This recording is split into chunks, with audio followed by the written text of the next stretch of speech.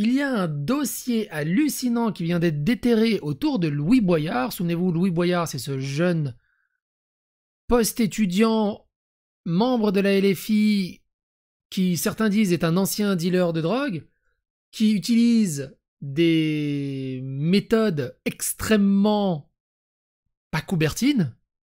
Et un dossier vient de sortir, qui a été publié dans Mediapart, qui a été supprimé dans la foulée, ou qui précisait justement qu'il avait des méthodes très harcelantes, très violentes envers une personne qui malheureusement a conduit à son suicide. Ça a été ressorti par Cro-Blanc. Il y a eu Check News Libération qui est venu vérifier les propos s'ils étaient véridiques ou pas. Louis Boyard confirme les propos ou une partie. Il redonne sa version des faits. Bref, on va faire le tour de cet énorme imbroglio et on va essayer de comprendre.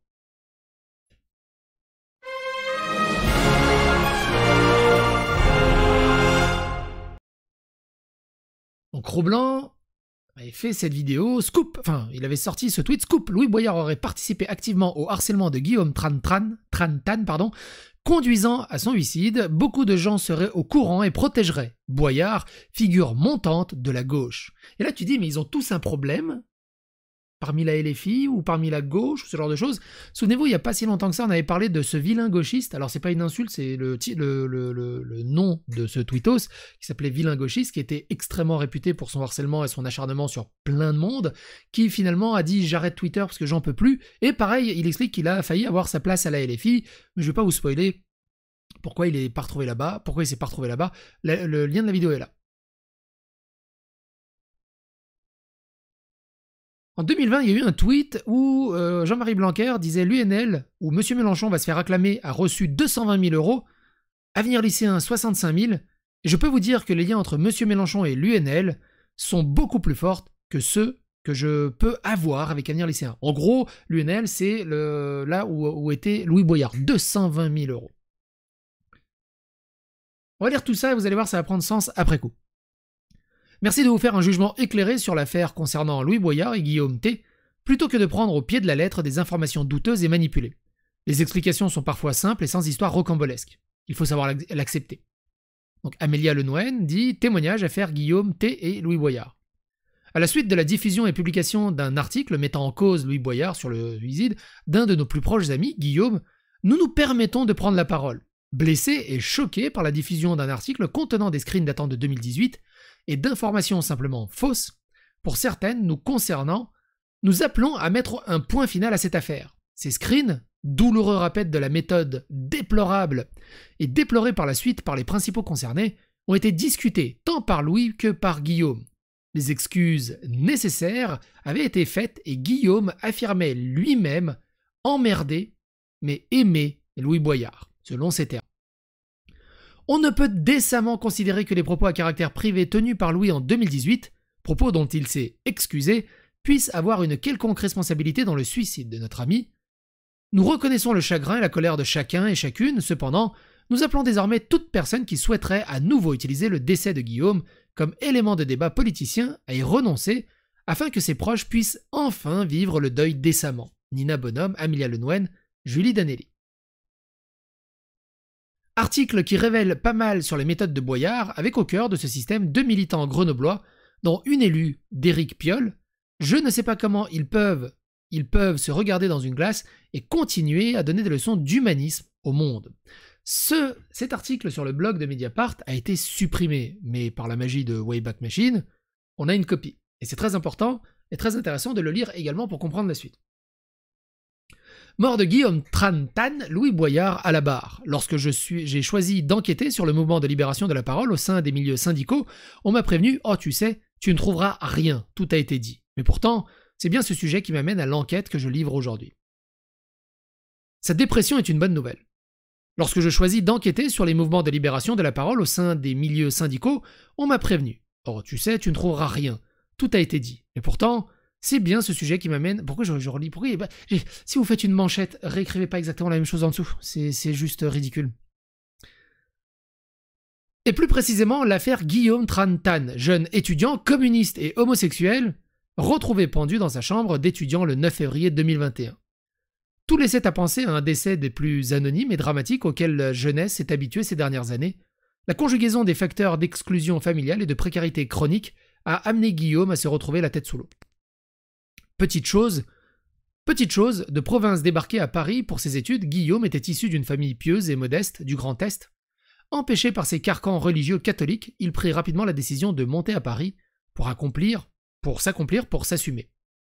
Dès les premiers mois, il s'engage dans la sphère militante qui font légion dans les grandes universités parisiennes, prenant fait et cause pour les problématiques LGBTQIA+. Il rencontre des femmes et des hommes qui partagent la même angoisse et les mêmes aspirations. Je pars de cet événement-là, tragique, irrémédiable, étant moi-même issu des milieux militants.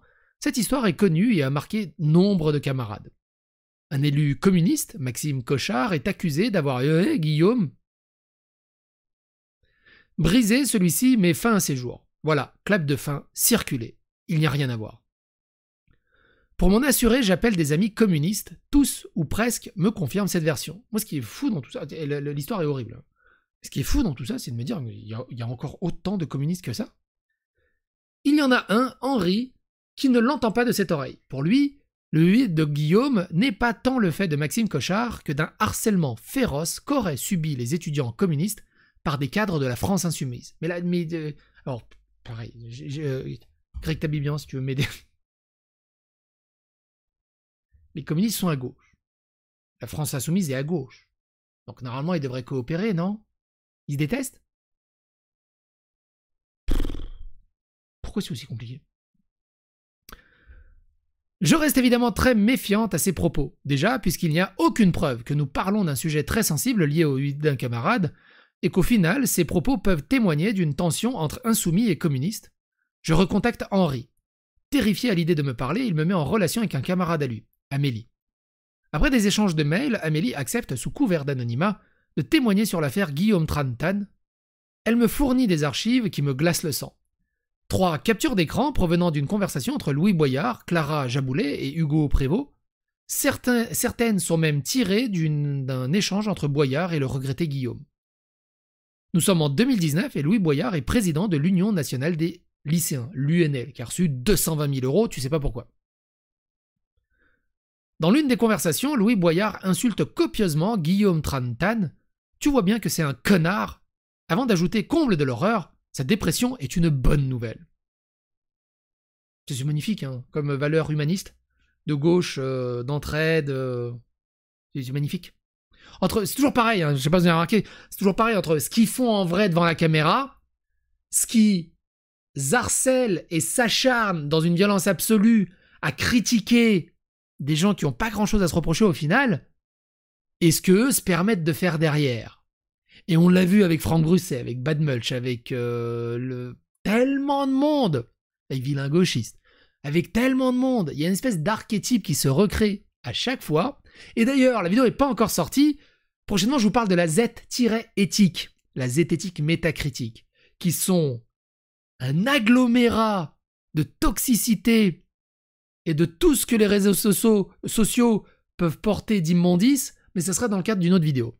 Elle est prévue normalement pour le 4 avril. Mais ça, c'est encore autre chose.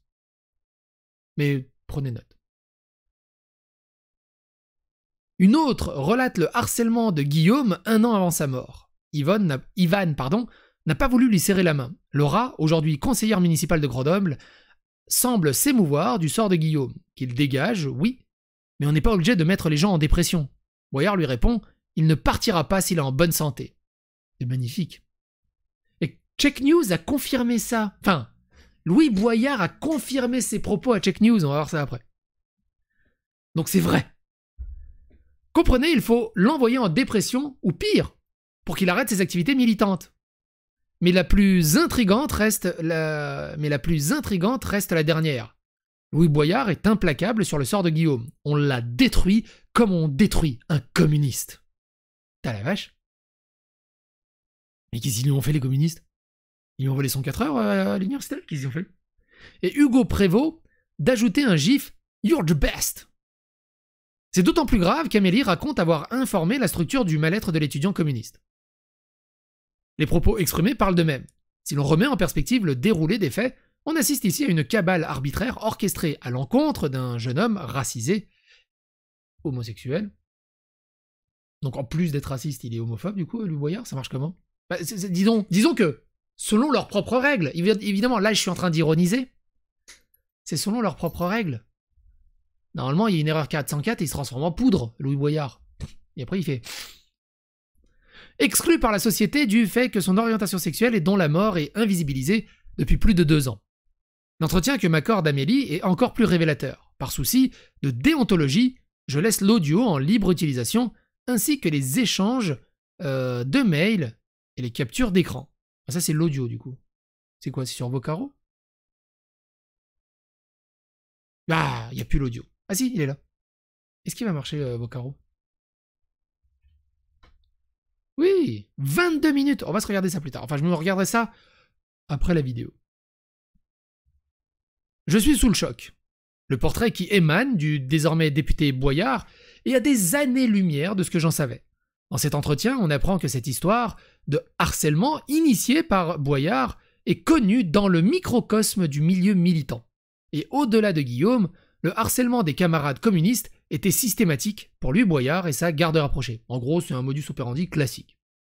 On peut le voir aussi avec MJ, qui a un modus operandi classique d'instrumentalisation de harcèlement de par sa garde prétorienne. Mais en face, attention, il n'a rien fait, il est blanc comme neige. Comment? Oh, si vous avez la ref! Alors là, je vous croise, je vous paye une bière. Ce que je remarque dans l'enregistrement sans le lui dire, c'est qu'Amélie est terrifiée à l'idée d'évoquer le sale passé de Louis Boyard. Elle me prévient, fais attention, il y a une équipe derrière lui. S'ils ont l'occasion de taper des gens à 4, ils le feront. Amélie avait elle-même subi du harcèlement moral lorsqu'elle avait émis l'idée de montrer les captures d'écran incriminant Boyard. Se sentant piégé, il n'avait pas hésité à le menacer frontalement. Moi, c'est ça qui est truc de fou. C'est-à-dire qu'il lutte contre l'injustice pour une meilleure société, mais quand c'est quelqu'un de leur qui a des preuves accablantes de leur culpabilité, ils vont tabasser les personnes qui cherchent à mettre la vérité sous la lumière, plutôt que d'aller s'occuper de Boyard et de nettoyer leur propre camp, histoire de garder une crédibilité, plutôt que... Enfin, c'est tellement contre-productif et tellement con. Et pourtant, tu te dis, c'est des universitaires. Quelque part, normalement, à l'université, t'as des neurones qui s'activent. Ils sont où, les neurones, là? Il est où le bon sens, là? Il est où l'humanité, là? Elle est où l'universalisme? Qu'est-ce qu'on leur apprend à l'université, bordel de nouilles?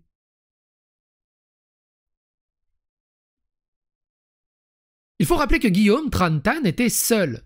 Ses 2 parents étant au Vietnam, il s'était investi dans le syndicalisme pour pallier ce manque. Retrouver des lieux de sociabilité quasi familiaux, vous avez compris, le militantisme, le syndicalisme, il n'y a rien de familial. Prenez-vous une Xbox, le Game Pass, kiffez votre vibe. Il se confiera sur ce sujet à Boyard, qui ne manquera pas une occasion de rire et d'appuyer sur la détresse des jeunes étudiants. Amélie de rappeler, Louis Boyard savait que Guillaume était isolé et mal chez lui, ses parents étant au Vietnam. Il savait qu'il était dans la précarité. Les cadres profitent bien vite de sa générosité, rapidement devenue pour certains une forme de crédulité. Brinque-ballé aux 4 coins de la France, dans les sections locales des syndicats, Guillaume passe la majeure partie de son temps sur les routes et s'isole, ce qui ne semble pas inquiéter les lieutenants de l'UNL. La garde rapprochée de Louis Boyard n'est pas en reste. Hugo Prévost aurait même ordonné le tabassage d'un militant, sur fond de différentes politiques. Moi, je sais pas, tout ça, c'est dans un monde moderne, soi-disant, hein, on est dans un pays moderne, c'est radiation à vie de la vie politique. Que tu sois à l'Assemblée nationale ou que tu sois dans des associations militantes politiques, c'est radiation à vie. Non? Au bout d'un moment... Enfin, radiation à vie, la justice avant quand même, évidemment. Je reste interdite. Toute l'idée que je me fais de la gauche est en train de voler en éclats. Certains cadres de la France insoumise ont noyauté les mouvements de jeunesse pour en faire une rampe de lancement politique. Mais c'est finalement la structuration et le fonctionnement des syndicats de boyards qui posent de véritables problèmes éthiques. Je vous invite à aller, j'ai une playlist qui est dédiée à la France insoumise, notamment, c'était notamment tout le bordel qu'il y a eu autour de l'affaire Quatennens. N'hésitez pas à aller y faire un tour, le lien est dans la description. Le passage qui va suivre, qui concerne les votes de l'UNL, est invraisemblable. Si on trouvait une faille dans un statut, il attendait qu'on aille manger un bout ou fumer une clope et en profiter pour faire passer des changements de statut exceptionnels. Amélie ne tremble pas. Elle paraît sereine et résignée de cet état de fait, de ces magouilles incessantes entre syndicats et partis politiques. Et ce, sur le dos des lycéens de bonne foi. Ces magouilles sont illustrées par Laura Pfister. Pourquoi il y a un P? À la fois militante de l'UNEF et à la France insoumise qui n'hésitera pas à utiliser les ressources de l'UNEF pour promouvoir la France insoumise. Je me rappelle quand j'étais... Ouah, je vous parle d'un temps que les moins de 20 ans ne peuvent pas connaître. En ce temps-là. J'étais à l'université en anthropologie, sociologie des religions. J'ai fait une licence. Première année, j'arrive post-bac. Tu peux même pas rentrer dans la première porte. Il y a tous les militants politiques et les militants de l'UNEF et l'autre. Il y en a une deuxième aussi qui est grosse, je sais plus comment elle s'appelle. Vous voulez vous inscrire, vous voulez vous syndiquer, vous voulez vous inscrire, vous voulez vous syndiquer, vous voulez vous inscrire. Moi je suis arrivé, je fais non mais moi j'ai envie d'étudier, je rien à battre de ton truc. Et ils m'ont jamais emmerdé finalement. J'ai jamais compris l'intérêt de ces trucs. Pour promouvoir la France insoumise. En échange, l'UNEF aurait écrit les motions de l'Union syndicale des lycéens et les éléments de langage de Boyard pour ses interventions médiatiques. Cette organisation, Boyard lui donne un nom, la SCRED. Amélie mentionne le syndicat créé par Boyard et Angèle Berthemin, la MDSE, pour Mouvement de Solidarité Étudiante. C'est rigolo, ils font un mouvement de solidarité étudiante, mais ils turbo-harcèlent Guillaume, et ils sont contents qu'ils soient en dépression et qu'ils dégagent. Magnifique. Alors que justement, il a besoin de solidarité vu qu'il était isolé. Pour elle, ce syndicat est la quintessence de la SCRED. Beaucoup de financements opaques, peu de présence sur les réseaux sociaux, implantation militante quasi nulle, le seul objectif de cette organisation était de médiatiser Louis Boyard. Boyard prend de l'importance, trop d'importance. Il devient inattaquable, ses méthodes de management douteuses, son harcèlement ciblé contre Guillaume Trantan et contre d'autres cadres de l'UNL sont passés sous silence, au profit d'un avenir politique qu'on nous promet radieux. On ne pourrait mentionner ses relations privées marquées, elles aussi par une forme de brutalité, comprendra qui voudra. Mais comment un mec comme lui qui fait 1m60 et que t'as l'impression que même une randonnée il survivrait pas, tu le lâches 200 mètres dans la jungle, il survit pas, peut avoir autant de pouvoir? C'est un truc de dingue. Un truc de dingue. Et pourquoi les autres se laissent faire? C'est surtout ça. C'est surtout ça. Ok, c'est la politique. Mais pourquoi vous vous laissez faire? C'est pas un dictateur. Vous votez contre lui, il est dégagé du parti. Point. C'est une association. Vous faites une assemblée générale. Oh, tu dégages, t'es trop chiant.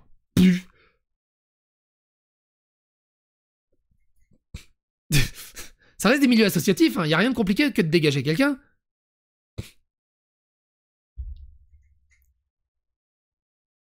Le profil du député commence à poindre sous mes notes. Il est calculateur, manipulateur, bref, il a le truc idéal.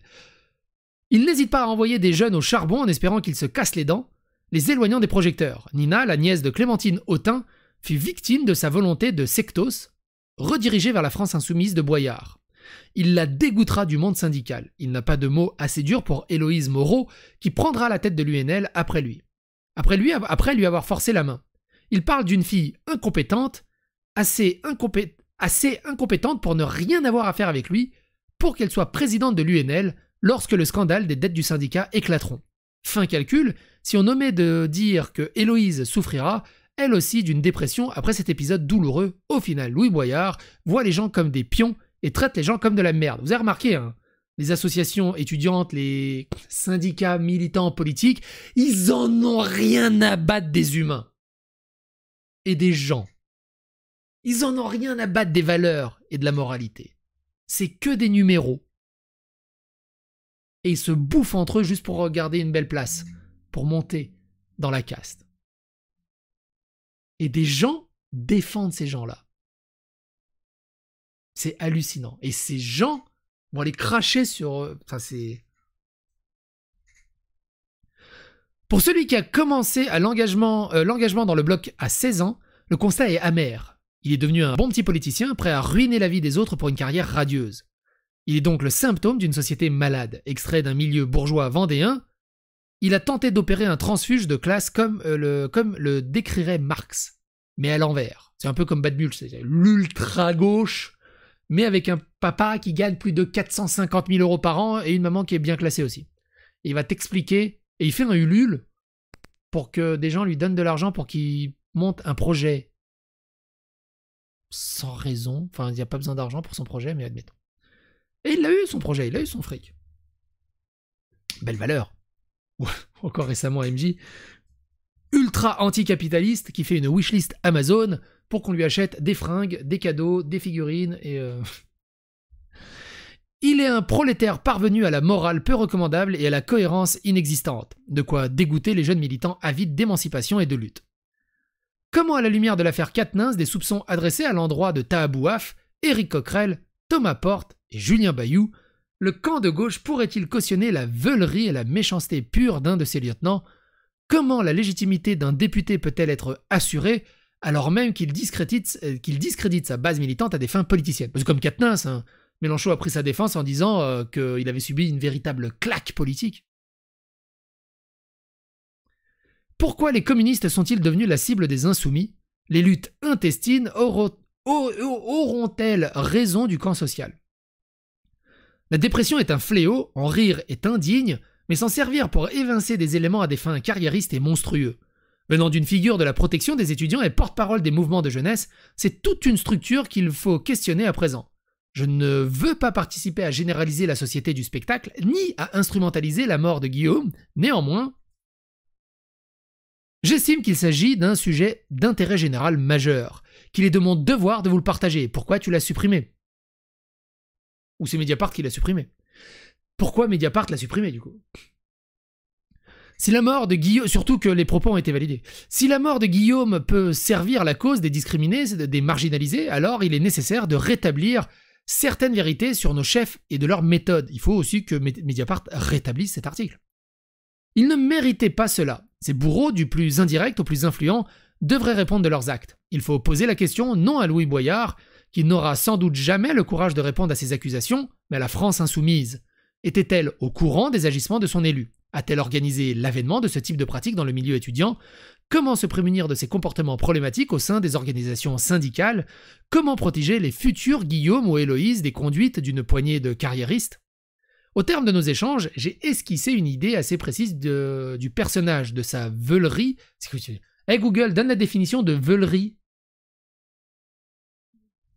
.fr contient l'information suivante: caractère, état d'une personne veule.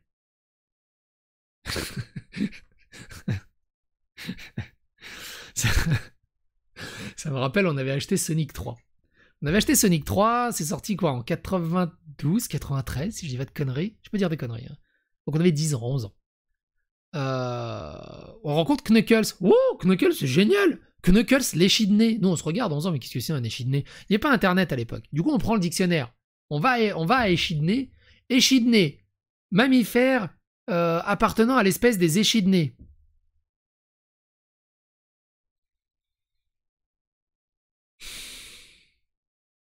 Hey Google, donne la définition de veule.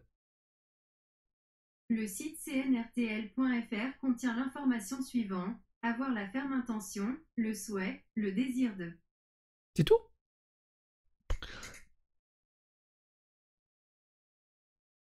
Ouais.